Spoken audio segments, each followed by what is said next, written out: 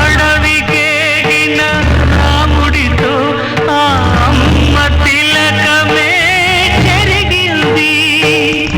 ఎవరు ఇవ్వని అధికారం, ఎదలో దాగని ఉపకారం. తండ్రి ఆత్మకు శాంతి చేయగా తలకొరివి హారతై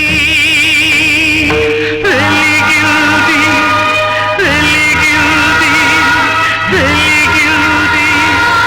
ఇది ఒక ఇంటి కథ,